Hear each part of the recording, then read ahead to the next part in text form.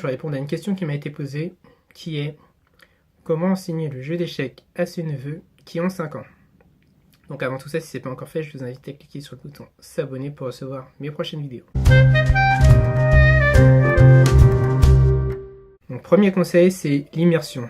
Donc jouer le maximum aux échecs avec des parents de vos neveux. Ensuite, lire le maximum de choses sur les échecs. Regarder le maximum de vidéos sur les échecs ou de documentaires. Mais les documentaires, il y en a beaucoup moins. En tout cas à la télé. Mais sur internet, on peut trouver. Ce qu'il faut faire, voilà, c'est vraiment regarder tout ça quand vos neveux sont présents. Ça peut être nièce aussi, mais en général, ce sont des garçons qui jouent aux échecs. Faut pas me demander pourquoi, ça je sais pas. Et ça m'intéresse pas de le savoir, même si je trouve que c'est un peu triste. Mais bon, passons. Ensuite, faut apprendre les échecs étape par étape. Une leçon, une idée. Et de temps en temps, contrôler, sous forme de jeu, vos neveux pour voir s'ils ont assimilé ou pas une notion. Donc l'idée par exemple, je prends un exemple, on apprend le déplacement des pions. L'idée c'est, au début, première leçon, on apprend que le pion peut se déplacer toujours d'une case vers l'avant.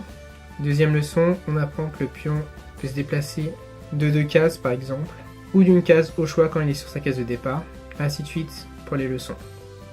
Après, si vous voyez que vos neveux et nièces n'assimilent pas, recommencez mais de façon différente. Il faut toujours que ce soit intéressant pour eux. Je sais que c'est pas facile, surtout quand c'est pas notre profession, mais toujours essayer d'une manière différente, juste à temps, ça les captive. Donc il faudra être patient. Ensuite, il y a une chose qui est importante et que j'ai plus ou moins dit, c'est d'alterner l'apprentissage avec le jeu et de le faire de façon régulière et d'enseigner de façon régulière aussi, c'est-à-dire un peu tous les jours, du lundi au dimanche et non du dimanche au lundi de préférence.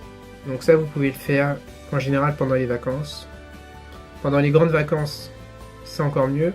Si jamais vous passez un mois avec votre famille et qui a vos neveux, profitez-en pour leur enseigner le jeu d'échecs, tous les jours un tout petit peu. Donc 5 ans, comme je disais avant dans certaines vidéos, le temps à utiliser c'est au maximum 5 minutes, pas plus.